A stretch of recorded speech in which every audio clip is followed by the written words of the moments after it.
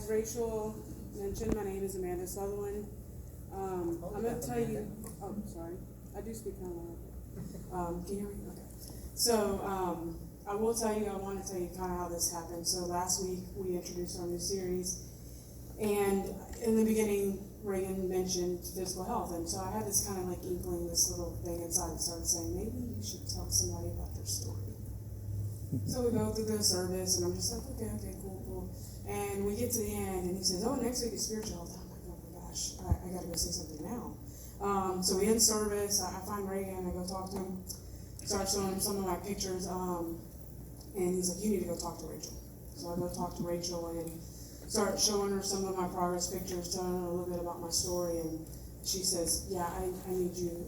Are you going to be okay to speak and kind of share your story with everyone? And I said, okay, yeah, because I really feel like God was saying, hey, you need to share your story because you can help someone else. Amen. Amen. So, my name is Amanda Sutherland. You may know me as Mandy, the store manager of the Starbucks in Stafford, or the one that sits over there that dances during worship or chimes in with an amen. What many of you don't know is my past. I've been through tremendous tragedy to get here, to strengthen and solidify my faith. A faith that helped me hold on through all the pain. I didn't grow up in a home that talked about God, but instead I was taught a lot of bad habits. I'm here to tell you about my physical health and transformation, but there's some things I want to share with all of you to be completely transparent and authentic. I suffer from anxiety, depression, and PTSD, and I've battled addiction for as long as I can remember. Food addiction, Rachel mentioned that one, right? So that was the first addiction that I learned. At 4.5 years old, my mom went missing. And my great-grandparents let me have whatever I wanted to keep me from crying because I missed my mom. Over the years, my family taught me every addiction, and it came from both sides of my family. Sex at 7 years old, cigarettes at 9, and drugs at 14. Alcohol was mixed in there somewhere too. The hardest and last addiction to break was food, because rationally speaking, we need food to survive. Over my adult years, my health spiraled out of control. I dealt with unexplainable hormonal imbalances and was told I probably had diabetes when I was 28. But I stopped going to the doctor and played it off. My weight kept going on and kept going up until I tripped to the ER for abdominal pain. It changed my life. I was told I had non-alcoholic fatty liver disease. No explanation on what that really was or how to treat it. And my sugar was almost 300. I was probably diabetic. Wait, it gets better. Luckily, I had a great job with benefits. I was a store manager in training for Starbucks. I was working 2 jobs, and I was engaged to someone whose own health was deteriorating rapidly. Someone who drained my soul and made life almost unbearable. Dealing with everything made it hard to eat right, especially considering I didn't have a functioning stove, and I lived in a home where the walls were caving in. So many times, I just wanted to give up. I found a primary care doctor and took control of my health by starting on diabetic medicine and eating better. In 4 months, I lost 26 pounds and was feeling a lot better, but the pressure of opening a new store took a toll on me and I fell off the wagon. In August 2016, Mandy was redefining what opening a new store means. Record numbers, an incredibly fast drive-through, but Amanda was suffering. In April 2017, I ended my relationship because I was tired of watching my partner kill himself slowly. Fast forward to September 2017. My father dies after battling a long drug addiction. His organs had all failed, and his heart stopped one last time.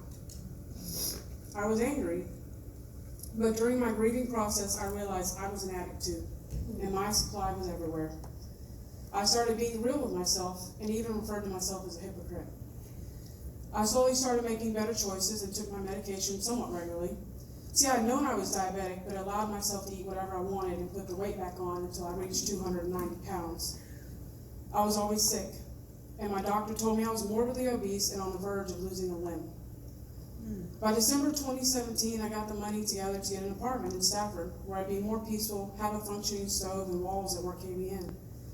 A few more months later, I got up the courage to go back to my doctor and finally commit to taking control of my health. In February 2018, I started back on medication and committed to a ketogenic lifestyle. Once I started seeing progress on my body, on the scale, and in my head, it was like a fire lit inside of me. I became a better person in my personal and professional life.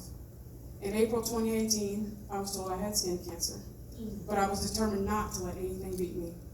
I had survived so much, I wasn't going to give up now. I went from a 3XL shirt to a now medium.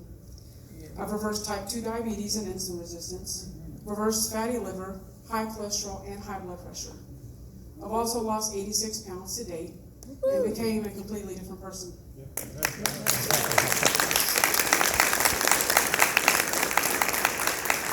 A person confident enough to come and strengthen my faith, and a person confident enough to now share my journey with all of you. I truly believe there are several pieces to the puzzle. Just like there's 360 degrees, right? Faith is important, and it comes in many forms or aspects of our lives. Faith gives us the strength to overcome and do tremendous things. So Rachel asked us, what would the best version of myself look like as an integration of my spiritual and physical health? Here's what I think is most important to know. Beauty isn't just skin deep. Neither is health or faith. The best version of me would be baptized, because after I publish my book, I'm planning on doing that. And someone who embodies and lets Christ live through them. I'm kind of working on that right now. Someone who's lost the rest of the excess weight. I have about 44 pounds ago now. And someone who's no longer obese. Someone who helps others do the same. The best version I've ever been is standing in front of all of you right now. But this me is propelling me to be even better.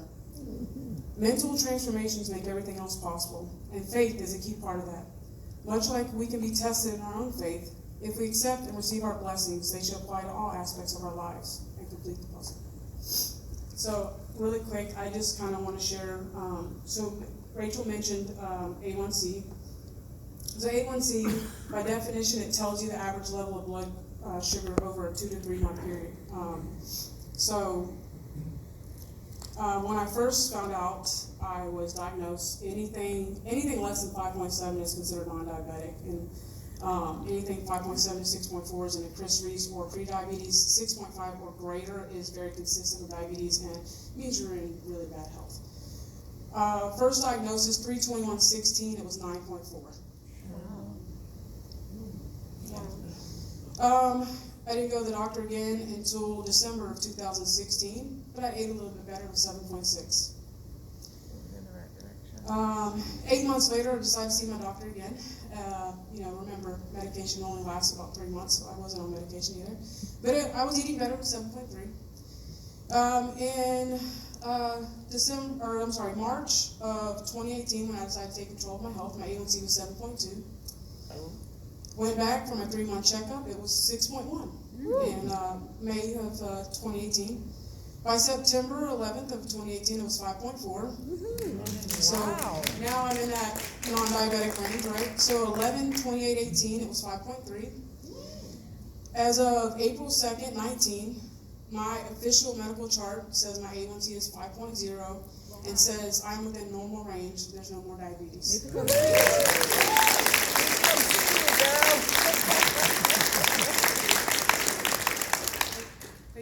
Thank you so much for giving me the opportunity to share my journey. And if any of you have questions, you want to talk to me after, feel free to do so. Thank you.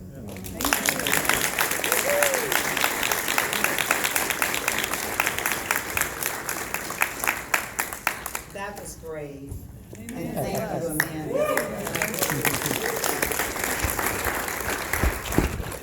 you, Amanda.